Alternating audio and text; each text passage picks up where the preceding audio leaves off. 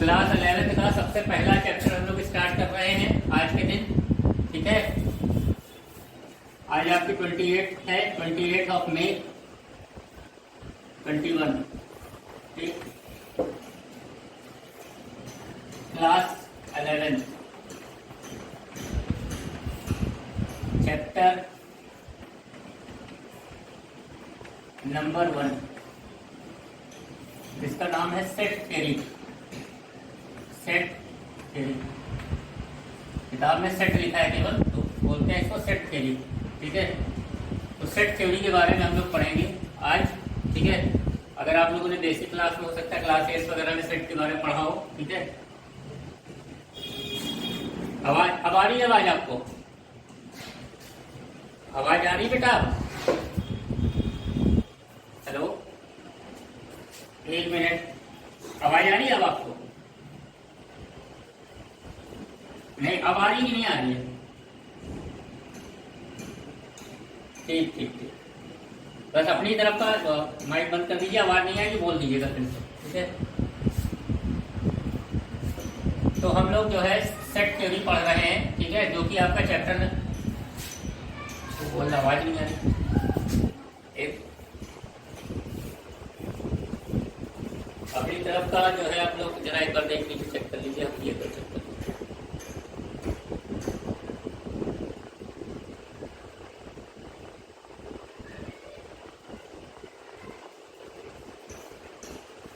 Hello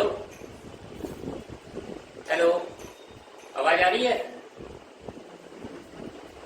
आवाज आ रही तो हाँ में रिप्लाई कीजिए। आवाज आ रही बेटा? ठीक ठीक, हाँ, तो हम लोग चैप्टर नंबर 1 पढ़ रहे हैं, सेट थ्योरी। ठीक है, तो सेट थ्योरी जो है बहुत ही इंटरेस्टिंग चैप्टर है। तो सबसे पहले हम इसकी डिफिनीशन से स्टार्ट करते हैं पढ़ना। सबसे पहले डिफिनीशन स्टार्ट करते हैं सेट की, कि सेट क्या होता है, व्हाट इज अ सेट। ठीक है, तो सेट है अ कलेक्शन ऑफ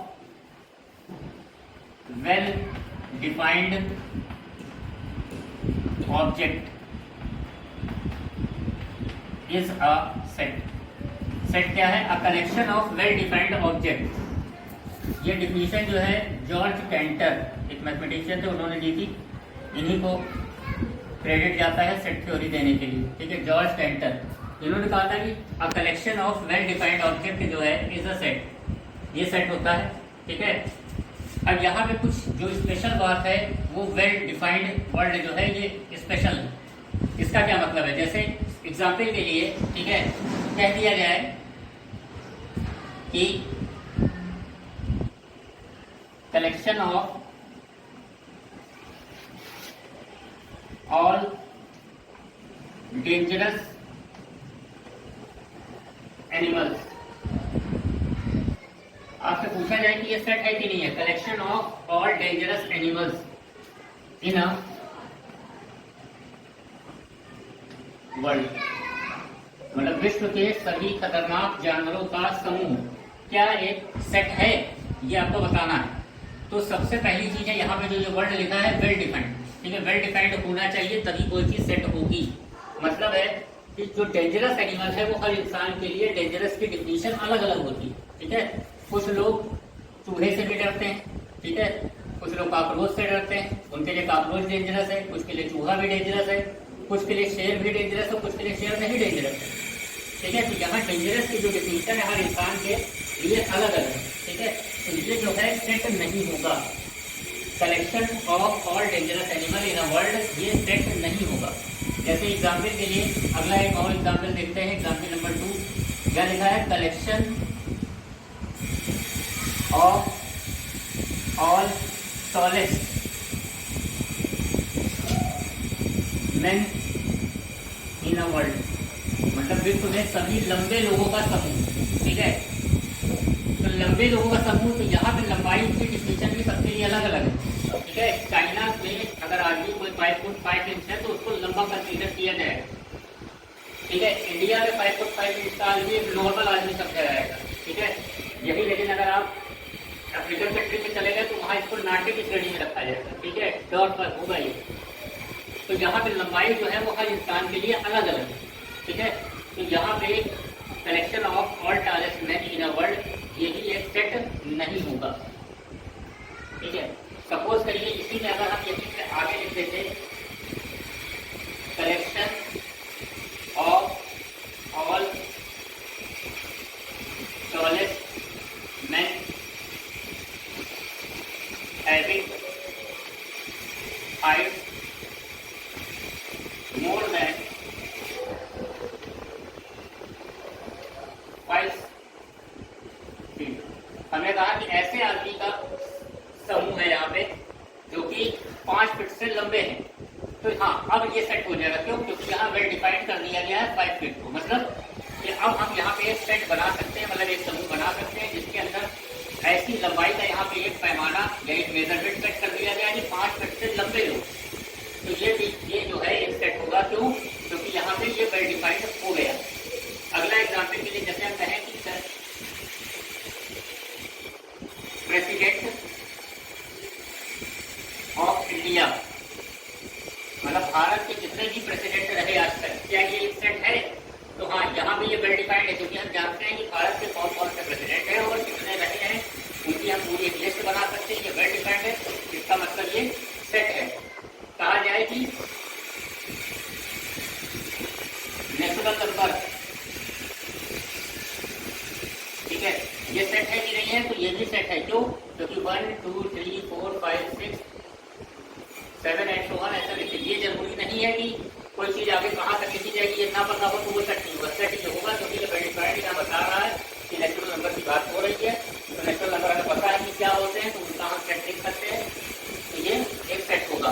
कहने का मतलब है कि कोई चीज अगर वेल डिफाइंड है तभी वो सेट होगी, अगर वेल डिफाइंड नहीं है सबके लिए, मतलब अगर किसी चीज को लिख रहे हैं तो हर इंसान के लिए वो चीज एक ही होनी चाहिए। ठीक है, मतलब ऐसा ना हो कि अमेरिका के आदमी के लिए वो चीज अलग रूप से कंसीडर की जाती हो, भारत में अलग कंसीडर की जाती हो, चांद में अलग कंसीडर की जाती हो। अगर सबके लिए कोई एक ही मेजरमेंट है तो वो चीज सेट होगी। सबके लिए अलग अलग अगर मेजरमेंट है तो वो चीज कभी भी सेट नहीं होगी। तो सबसे पहली बात थी व्हाट इज सेट। तो सेट क्या है? A collection of well defined object is a set, जिसको जॉर्ज कैंटर ने दिया था। मतलब किसी चीज को अगर हम कायदे से डिफाइंड कर सकते हैं तो वो सेट होता है। ये तो हो गई यहाँ पे आपकी डिफिनेशन। ठीक है, अगर किसी को कुछ उतारना है उतार दो।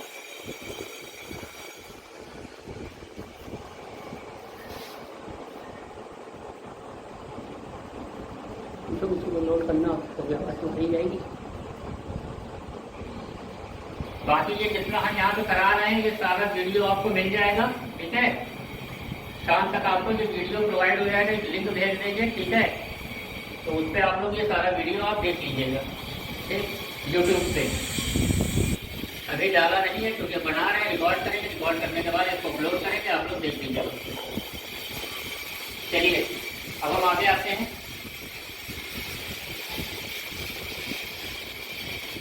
तो ये तो बात हो गई सेट की। और यहाँ पे दो तीन चीजें हैं कि सेट जो होता है, representation of set, representation of set. Set को हमेशा कैपिटल लेटर से ही रिप्रेजेंट किया जाता है। जैसे अगर हम कुछ सेट लिखते हैं 1 2 3 4 ऐसे लिखा, तो ये हमेशा इसका जो रिप्रेजेंटेशन होगा वो कैपिटल लेटर होगा। दूसरी चीज जो इसके एलिमेंट, ये 1 2 3 4 क्या है, ये एलिमेंट ऑफ सेट है और इसको हमेशा एक कर्ली ब्रैकेट के अंदर बंद करके लिखा जाता है। सेट के एलिमेंट को हमेशा कर्ली ब्रैकेट के अंदर बंद करके लिखा जाता है और इसको हमेशा कैपिटल लेटर से रिप्रेजेंट किया जाता है। अगली बात खास ये है कि सेट के अंदर कभी भी एलिमेंट का रिपीटिशन नहीं होता। मतलब कोई आदमी अगर ऐसे लिखे कि 1 1 2, तो this is a wrong method to represent the set. ठीक है, किसी भी नंबर को सेट के अंदर केवल एक ही बार लिखा जाएगा। जैसे 1 2 बार लिखा था तो केवल एक बार लिखा जाएगा। This is the right representation of set. Set के अंदर कभी भी एलिमेंट का रिपीटिशन नहीं होता है। सेट को हमेशा कैपिटल लेटर से लिखते हैं और सेट को हमेशा कर्ली ब्रैकेट के अंदर रिप्रेजेंट किया जाता है। अगली चीज है कि ये जो अंदर 1 और 2 लिखे हैं that is the element of set, और इसको लिखने का तरीका है कि लिखेंगे 1 ऐसे ई बनाएंगे, ई की तरह इसको पढ़ते हैं बिलोंग, 1 बिलोंग टू ए। तो इसका मतलब है कि 1 ए का एक एलिमेंट है। इसी तरह 2 बिलोंग टू ए, 2 ए का एलिमेंट है। लेकिन अगर हम लिखें 3 बिलोंग टू ए तो 3 नॉट बिलोंग टू ए। तो ऐसे काट देंगे बिलोंग बना के, इसका मतलब है कि 3 ए को बिलोंग नहीं करता। तो 3 बातें हमने बताई, पहली बात बताई कि सेट क्या है, set is the collection of well defined object होता है। दूसरी चीज हमने बताई कि सेट को हमेशा एक कैपिटल लेटर से रिप्रेजेंट किया जाता है। तीसरी चीज सेट को कर्ली ब्रैकेट के अंदर लिखा जाता है। चौथी बात कि सेट के अंदर कभी भी किसी एलिमेंट का रिपीटिशन नहीं होता है, और जो एलिमेंट लिखे हैं उसके अंदर उसको लिखने का तरीका है कि वन इस सेट का एलिमेंट है, ए का एलिमेंट है तो one belong to A, two belong to A, और इसके अंदर जो एलिमेंट नहीं है अगर कोई कहता है तो वो नॉट बिलोंग टू ए, उसको ऐसे लिखा जाता है। ये हो गई बात। अब अगली चीज आती है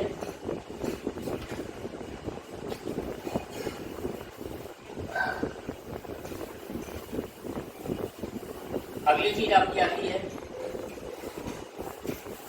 ये जो भी मैं बताइए रिप्रेजेंटेशन ना करके इसको नोटेशन कह दीजिए। नोटेशन नोट मतलब सेट को कैसे डिनोट किया जाता है, ठीक है।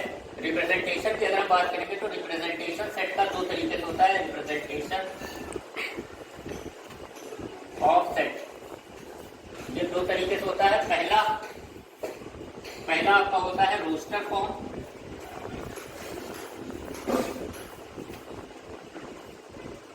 और सेकंड होता है सेट बिल्डर फॉर्म।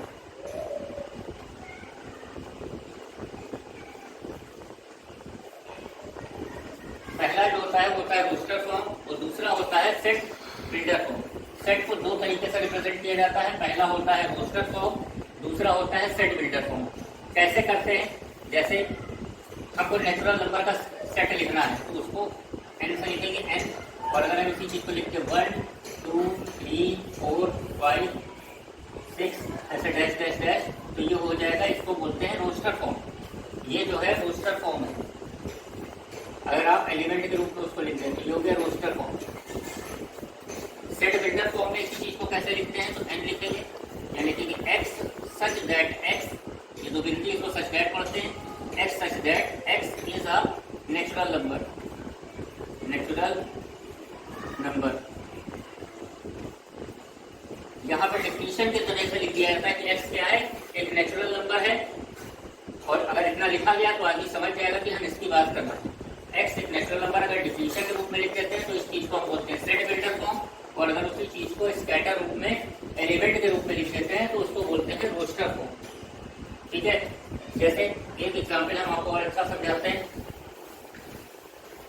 जैसे मान लीजिए ये लिखा हुआ है, ये लिखा है कोई सेट है, अब पता नहीं क्या है, किस तरह का सेट है, ये 1, इसके अंदर का एलिमेंट है 1 4 9 16, ठीक है, और यहाँ मान लीजिए ऐसे ऐसे डैश डैश करके 100 तक लिखा है।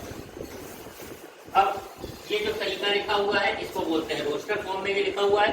अब क्वेश्चन आपके पास ये है कि represent this set in a set builder form, इसी सेट को हमको सेट बिल्डर फॉर्म में लिखना है, तो किस तरीके से लिखा जाएगा, ये हमारे पास क्वेश्चन है। फिर से एक बार सुन लीजिए कि ये रोस्टर फॉर्म में लिखा है, सेट के अंदर कोई सेट दिया है, उसके अंदर एलिमेंट है 1 4 9 16 डैश डैश 100। अब इसी को जो है हमको सेट बिल्डर फॉर्म में लिखना है, तो कैसे लिखेंगे, यानी हमको इस चीज को डिफिनीशन के रूप में लिखना होगा।